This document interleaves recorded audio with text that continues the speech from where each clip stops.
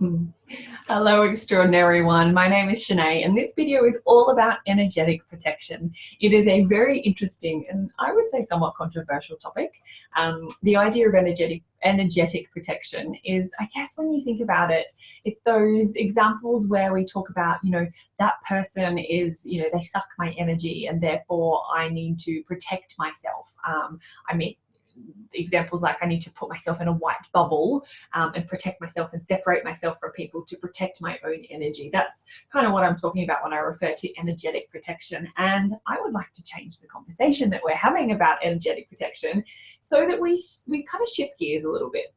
And so what I mean by that is, rather than us blaming other people for being energy vampires and abdicating responsibility for where our energy goes, I would like us to take a little bit of self-responsibility for what happens with our energy. And rather than blaming others and protecting ourselves and separating ourselves from people with, white bubbles, for example, how about we use a little bit of discernment instead and choose very wisely who we spend our time with and where we spend our time. And in those moments where we are with people who perhaps don't vibe or don't gel with us, that we actually do something about our vibration, because your vibration is your protection, rather than just blaming the person and saying, oh, it's all too hard. Because I'm sure we've all got examples where we've come home from events, or we've been at something where we've been in a circumstance or some kind of situation where we've come home or come back or out of that, and we're like, oh, that person, and what we do is all of our frustration about feeling drained or exhausted or whatever it is that we're feeling, we kind of just put it all on them and make it their responsibility and blame them. It's their fault because they did this. They sucked the life out of me, and now I'm exhausted and I've got no energy to do anything else. I'm going to go and, I don't know, get takeaway for dinner or lay on the couch all afternoon, whatever it might be. That's just a random couple of examples.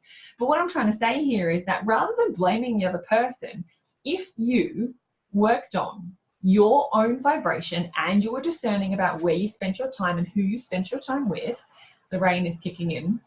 Apologies if you can hear that. I can't do anything about it, but we're already recording, so we're going to roll with it. So what I would like to encourage you to do is actually look at your vibration, because your vibration is actually your protection. If you are consciously cultivating a high vibrational feeling state, then you won't find yourself in circumstances where people are energy vampires and they are sucking your energy and leaving you feel dry or empty or whatever it is that you would use to describe it.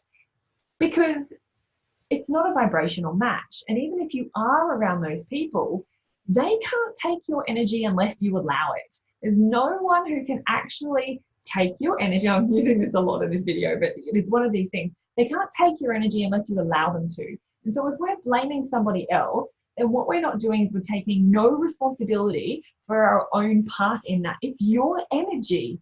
So I think it's really important that we look at how we're actually approaching this, and that we actually take responsibility for our part in it, yes? And if we're choosing to be in that environment and we're choosing to be around that person, or we feel that we have no choice and we are there regardless, what we do in that moment counts. So if you go into something where there is someone who is not a vibrational match for you, do something about your vibration and you will not feel the impacts of them sucking your energy dry. They are not an energy vampire. You can't blame them. You are primarily responsible for your own energy, not anybody else.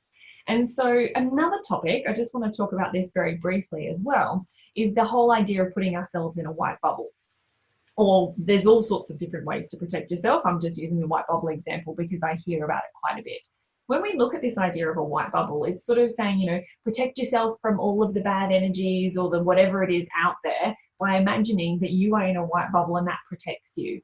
But what that does is that separates you. And in fact, it's one of these ideas where we're all vibrating particles. We're all part of this collective consciousness, and we're all vibrating particles. And whether we realize it or not, we're giving and receiving information energetically from one another all the time.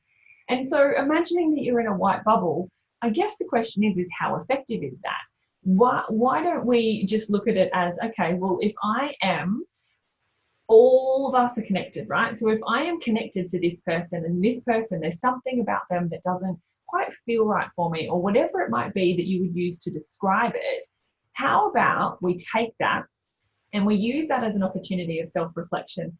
Where is that true within me, because often we just use the comfortable route, the lazy route, and we don't use these as opportunities to go within and reflect. So if you find that you're in an environment or a circumstance where a certain person does X, and that particular behavior of X really doesn't sit well with you, it doesn't make you feel comfortable or whatever it might be, go ahead and take some time to look at how that X behavior might be present within you, because they are simply an aspect of you. We are all part of one collective consciousness. And if you're seeing that and that is activating an energy in you that's, doing something to you, that's an opportunity for you to go and meet that. Some might refer to that as meeting fear. You might be familiar with me talking about that as a fear. If it's not a high and light vibration, like love and gratitude, compassion, those beautiful high and light vibrations, then it's a fear and you need to go and meet it. And fear doesn't necessarily mean afraid of spiders and afraid of heights or cane toads in my example. I've really got a thing with cane toads. But fear isn't necessarily fear in that sense of being afraid of something like a spider. Fear is anything that is not a vibration of love, because a fear is a friendly ally saying, hey, it's like an alarm bell going off. This is something you need to look at. This is something that you need to explore. This is something to look at, because it's sitting down in our subconscious basement and it's coming up so that we can then clear that out. And clear that out is what I help my clients do. It's really important. For us to be intuitive, we have to work on our vibration, and to do that, we have to be the clearest possible channel. Therefore, we want to clear out our subconscious basement.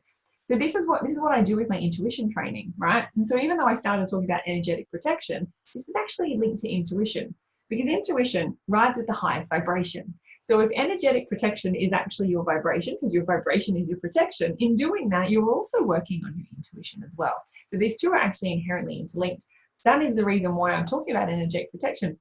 It's part of the program. It's part of the intuition program that I teach. It's one of the modules. We spent a whole module talking on this because it's really, really important. And what happens right before that is we do the law of vibration. So we actually work on the law of vibration, and then we do the energetic protection module. So they know everything that they need to know about the law of vibration so that they can use their vibration as their protection. It's really cool. So if that interests you, please do reach out and get in touch. I can give you some details about the program. There's a few different ways you can do it. You can do it online, you can do it in person, or even in a retreat format as well. So if that tickles your fancy and you are a woman interested in increasing your intuition, and this idea of energetic protection is something that you'd like to explore a little bit further, then please do reach out and get in touch. I'd be happy to explain that to you. But to quickly recap, your vibration is your protection. You do not need a white bubble to surround you, to separate you from the world. Take responsibility for what happens with your energy when you're around people, and be discerning.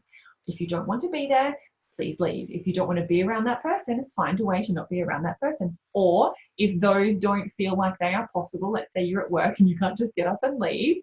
I mean, that's all relative and depends on the circumstances. But if that's the instance and you can't remove yourself physically from that environment or situation or circumstance or person or whatever it might be, then work on your vibration. And that's something that I can help you with. So if you want to ask some questions about that, please do reach out and get in touch. Let me know and I can help you with that. But first things first, go and find my videos on heart congruence and the micro method on YouTube. Go and find them and have a bit of a play with those, do those practices. So yeah, all right. So that's it. That's me. That's my energetic protection spiel for today. I hope you've enjoyed this. And if you've got questions, as I always say, please reach out and let me know. Bye for now.